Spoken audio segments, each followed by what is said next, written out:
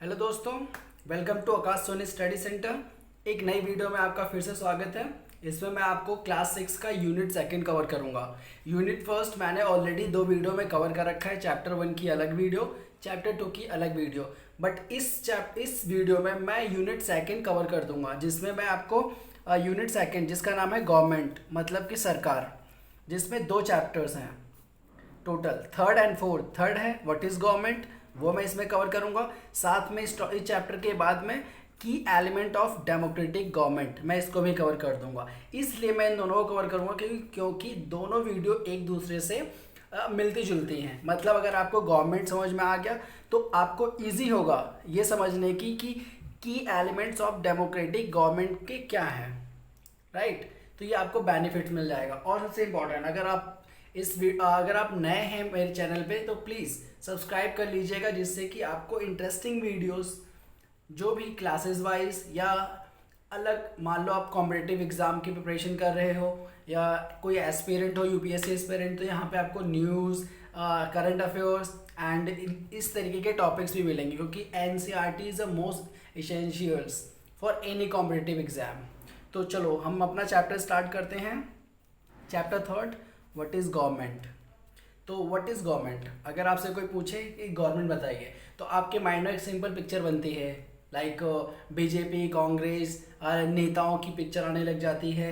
मोदी जी, अभी करंटली अगर आपसे कोई पूछेगा सरकार, तो आपके माइंड में तुरंत एक पिक्चर बनेगी मोदी जी, या कोई भी लीडर आ सकते हैं आपके टाइम में, या आप जब वीडियो देख रहे हो या पहले आज में, तो इन चीज़ों की पिक्चर बनती हैं। बट अगर हम इसका मतलब समझें सिंपल वर्ड में, कि अगर आपसे कोई बोले कि आप 2 लाइन में मुझे बताइए कि सरकार किसे कहते हैं, तो आप क्या कहेंगे। जैसे कि मैंने कुछ डेफिनेशन लिख रखी है, इस पे अगर आप चाहें तो एक पूरा पैराग्राफ लिख सकते हैं, पूरा एक पेज लिख सकते हैं। लेकिन अगर सिंपल में कहें तो कुछ व्यक्तियों का समूह, ऐसा होता है कि कुछ व्यक्तियों का समूह जो राष्ट्र तथा राज्यों में एक निश्चित काल के लिए शासन करता है। लाइक ये क्या है, एक राज्य या राष्ट्र, जो भी उस फील्ड के अंदर कुछ व्यक्तियों का समूह, मान लो कुछ व्यक्तियों का समूह है जो एक निश्चित काल में 2 साल 5 साल, जैसे हमारे यहाँ पे सरकार कितने साल के लिए आती है, 5 साल के लिए शासक होती है। शासक और शासन, शासन मतलब होता है शासन करना, शासक मतलब जो वह व्यक्ति जो शासन करता है उसे शासक बोलते हैं। तो वो शासक शासन करता है, उसे कहते हैं कि वो सरकार है, राइट। अब इसी में मैं एक और टॉपिक ऐड करता हूँ। अब सरकार तो समझ में आ गया कि किसे कहते हैं, a few of people who rule on any particular state or nation for fixed period like 5 year 2 year depends on a country wise।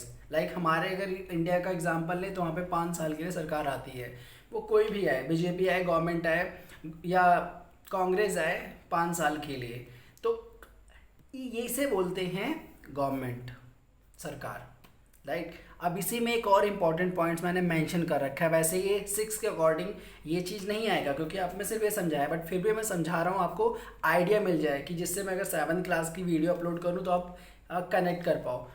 3 अंग मतलब हमारे सरकार का 3 अंग होता है। ये हमारी सरकार है, सरकार के 3 पिलर होते हैं। अगर हम सिंपल में लेजिस्लेचर, एग्जीक्यूटिव, जुडिशरी, हिंदी में मैंने लिख रखा है। लेजिस्लेटिव को बोलते हैं व्यवस्थापिका, जिसे विधायिका भी बोलते हैं, विधायिका। एग्जीक्यूटिव जिसे हम कार्यपालिका बोलते हैं, जुडिशरी जिसे हम न्यायपालिका बोलते हैं। ये 3 अंग होते हैं, 3 पिल्लर। मकान, अगर आप देखें मकान पिल्लर के बेसिस पे बनता है, तो ये हमारा मकान है। मकान क्या है, सरकार। इसके अगर हम नींव देखें, नींव उसको बोलते हैं अंग। ये 3 अंग इंपॉर्टेंट होते हैं, इसके बेसिस पे सरकार डिपेंड होती है। कि लेजिस्लेचर जो हमारे कानून बनाएगी, एग्जीक्यूटिव जो उनका पालन कराएगी, जुडिशरी अगर जो पालन ना करे उसको दंडित करेगी, और अगर किसी के साथ न्याय नहीं हो रहा है उसे न्याय दिलाएगी। तो ये सिंपल था सरकार से। तो अगर आप ये पूरा चीज़ आपको आई होप क्लियर हो गया होगा। सरकार का मतलब सरकार के 3 अंग, 3 पिलर। अब हम नेक्स्ट टॉपिक पे आएंगे, लेवल ऑफ गवर्नमेंट। हमने गवर्नमेंट को तो समझ लिया, अब उसकी गवर्नमेंट के लेवल कितने होते हैं, लाइक किस किस लेवल में वो काम करती है। अगर हम लेवल को समझें तो पहली लोकल लेवल, छोटे से समझते हैं। जैसे कि हमारा भारत है, भारत में लोकल लेवल स्थानीय, स्टेट लेवल राज्य, नेशनल लेवल राष्ट्रीय। नेशनल मतलब पूरा कंट्री, मतलब अगर हम इंडिया को लें, इंडिया का जितना भी स्टेट होगा वो नेशन में कवर होगा, नेशन। तो उस लेवल पे जितनी जो गवर्नमेंट होगी उसे बोलेंगे नेशनल लेवल। फिर स्टेट वाइज हर स्टेट की अपनी गवर्नमेंट होगी। फिर स्टेट के अंदर हम देखें लोकल स्टेट पे, जैसे कि लोकल पंचायत एक गांव के लेवल पे, गांव से स्टेट से नेशन। तो ये हो जाते हैं लेवल ऑफ गवर्नमेंट, राइट। अब आई होप ये भी आपको क्लियर हो गया होगा। नेक्स्ट होता है लॉज एंड द गवर्नमेंट। अब लॉज एंड गवर्नमेंट का क्या कनेक्शन है, लाइक सरकार का मतलब तो समझ लिया कि कुछ व्यक्तियों का समूह जो किसी राज्य में एक निश्चित काल के लिए आते हैं। उनका पर्पस क्या होता है, लॉ बनाना, राइट। लॉ बनाना, हम सरकार को चुनते हैं, सरकार हमारे लिए कार्य करती है, हमारे लिए कानून बनाती है, जिससे कि हमें कार्य करने में इजी हो, वायलेंस ना हो, पीसफुल सोसाइटी रहे और व्यापार चलता रहे, हमारे लिए अच्छे कार्य करते रहे, हॉस्पिटल बनवाएं, हमारे लिए अच्छे कार्य करें और नेशनल वाइज हमारे राष्ट्र को सेफ रखें, दूसरी कंट्रीज़ के साथ में अच्छे रिलेशन बनाएं, व्यापार करें। ये सारे कार्य गवर्नमेंट के होते हैं। इसी में वो लॉ बनाती है। इन केस अगर हम लॉ फॉलो नहीं करते तो हमें उसके लिए दंडित भी करती है, मतलब फाइन भी भरती है, जेल भी भेज देती है। फॉर एग्जांपल अगर आप बाइक चलाते हैं, ड्राइविंग करते हैं और if you don't have a licence, और लाइसेंस आपके पास नहीं है, तो क्या होगा, आपको जेल जाना पड़ेगा, आपके ऊपर फाइन लगेगा। वो कार्य भी कौन करेगा, गवर्नमेंट ही करेगी। वही कानून बनाएगी हमारे लिए। कानून क्यों बनाएगी, कानून इसलिए बनाएगी जिससे कि हमें कार्य करने में इजी हो और अन्य लोग एक समान देखकर कानून बनता है। लाइक अगर हम एग्जांपल लें, जैसे कानून बना है कि 18 साल से ऊपर के व्यक्ति कार, बाइक या कुछ भी चला सकते हैं, कोई भी व्हीकल। अब कोई 17 ईयर का है और उसके पास लाइसेंस नहीं है तो वो इलीगल होगा। फॉर एग्जांपल अगर आप 18 अबव हो फिर भी अगर आपके पास लाइसेंस नहीं है देन यू आर इलीगल, आपके ऊपर एक्शन लिया जाएगा। ये काम होता है सरकार, लॉ और गवर्नमेंट का, राइट। आपको शायद ये भी समझ में आ गया होगा। Next, types of government. अब हम गवर्नमेंट के टाइप्स पढ़ेंगे। गवर्नमेंट को तो समझा, उसके लेवल को समझा और वो लॉ बनाती है उसको भी समझा, गवर्नमेंट को भी समझा। अब टाइप्स क्या होते हैं गवर्नमेंट के अगर हम टाइप समझें किस किस टाइप की गवर्नमेंट होती है, अगर हम देखें तो किंगशिप गवर्नमेंट, मतलब राजा रानी। आपने सुना होगा कि पहले राजा रानी हुआ करते थे। एक राजा पूरे इस राज्य को हैंडल करता था, उसके लिए नियम कानून बनाता था, जो भी मंत्री उसको एडवाइस देते थे उस बेसिस पे। तो एक तो ये प्रकार की हो गई। उसमें भी डिसीजन कौन लेता था, राजा लेता था। वो एडवाइस करने के लिए उसके पास लोग होते थे, मंत्री, अन्य गण, अदर्स, बट मेन डिसीजन कौन लेता था, राजा, means king. And second is democratic government, जिसको हम बोलते हैं लोकतांत्रिक गवर्नमेंट, लोकतांत्रिक राज्य, लोकतांत्रिक सरकार बोल सकते हैं, लोकतंत्र। अब उसमें क्या होता है, इसमें तो हाँ, लोकतंत्र का अर्थ होता है for the people, by the people, to the people, लोगों के लिए, लोगों का शासन और लोगों के लिए, ठीक है, लोगों के लिए, लोगों के द्वारा बना जो भी सरकार बनती है उसे हम लोकतंत्र बोलते हैं। यहाँ पे सरकार को बनाती कौन है, जनता। बट किंगशिप में जनता राजा को नहीं बनाती। राजा क्या एक चलाता है, राजा का बेटा राजा बनेगा, फिर ऐसे चलते पूरी परंपरा चलती रहती है एक। बट लोकतंत्र में ऐसा बिल्कुल नहीं होता है। यहाँ पे एक फिक्स टाइम के लिए कोई पीपल को हम चूज करके भेजते हैं कि आप हमारे लीडर हो, आप हमारे लिए कार्य करोगे। इस तरीके से प्रोसेस चलता रहता है। एक होता है डिक्टेटरशिप गवर्नमेंट, जिसको हम बोलते हैं तानाशाही। इसमें कोई एक व्यक्ति पूरे राज्य को कंट्रोल कर लेता है और उसको अपने अकॉर्डिंग चलाता है, अपने अकॉर्डिंग डिसीजन लेता है, अपने अकॉर्डिंग सारे कार्य करता है। उसे बोलते हैं डिक्टेटरशिप गवर्नमेंट, ठीक। ये होते हैं इसके टाइप्स गवर्नमेंट के, इस टाइप के, राइट। अब हम समझते हैं डेमोक्रेटिक गवर्नमेंट, कि डेमोक्रेटिक गवर्नमेंट किसे कहते हैं, राइट। अब हम लोकतांत्रिक सरकार की बात करते हैं। लोकतांत्रिक सरकार केवल, पहले हमने तीनों को डिफाइन कर लिया, तीनों को समझ लिया कि क्या होता है। अब लोकतांत्रिक को सेपरेटली समझेंगे, उसके बाद ये चैप्टर कंप्लीट हो जाएगा और हमें समझ में आ जाएगा कि सरकार क्या होता है। सरकार में जब हम लोकतांत्रिक सरकार की बात करते हैं, मतलब कि डेमोक्रेटिक गवर्नमेंट की, तो उसका मतलब क्या होता है। पहले तो डेमोक्रेटिक का मतलब क्या होता है। डेमोक्रेटिक लोकतंत्र, लोकतंत्र का मतलब होता है for the people, to the people, by the people, लोगों के लिए, लोगों के द्वारा, लोगों से बनी हुई सरकार, उसे बोलते हैं लोकतांत्रिक सरकार। मतलब तो आपको डेफिनेशन समझ में आ गया होगा।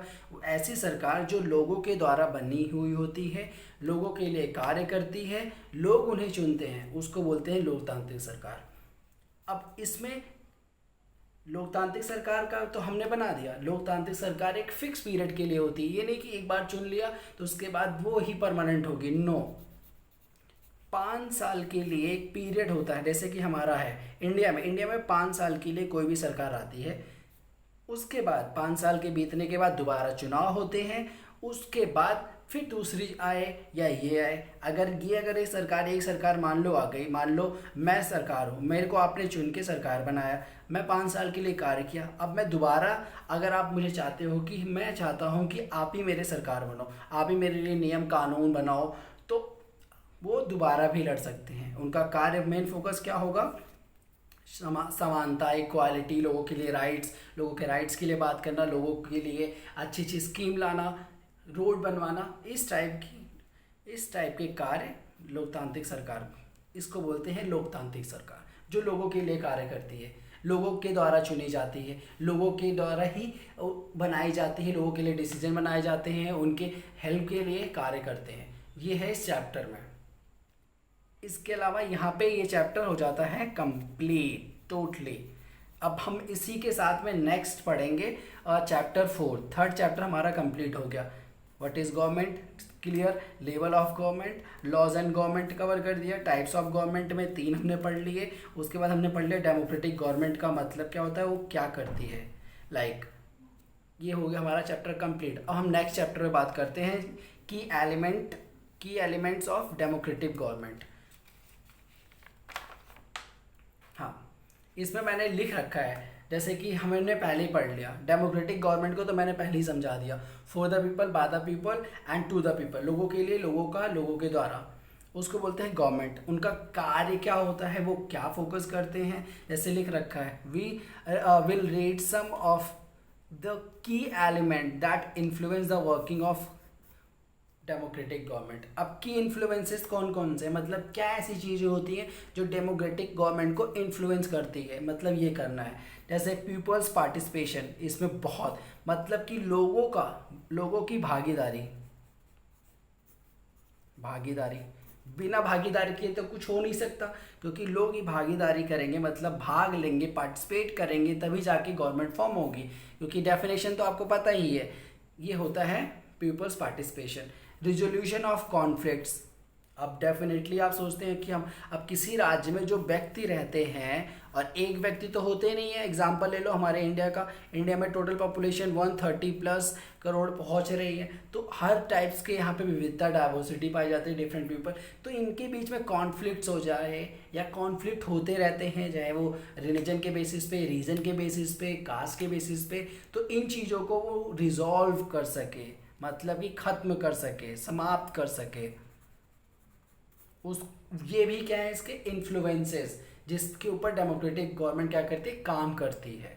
एंड लास्ट अगर हम बात करें इक्वालिटी एंड जस्टिस, ये तो सबसे इम्पॉर्टेंट फैक्टर हो जाता है, सबसे इम्पॉर्टेंट। कोई भी डेमोक्रेटिक गवर्नमेंट है, कोई भी, स्पेशली उनका main concern, main topic, main issues क्या होता है कि इक्वालिटी और जस्टिस मेंटेन रहे, राइट, जस्टिस मिलता रहे। ऐसा ना हो कि जितने भी कास्ट बेसिस पे, अदर बेसिस पे इश्यूज कॉन्फ्लिक्टेड बन रहे हैं, किसी के लिए इक्वालिटी नहीं है, किसी को जस्टिस नहीं मिलता, तो इन चीज़ों का इसमें ये बहुत इंपॉर्टेंट हो जाता है कि डेमोक्रेटिक गवर्नमेंट के की एलिमेंट्स, राइट।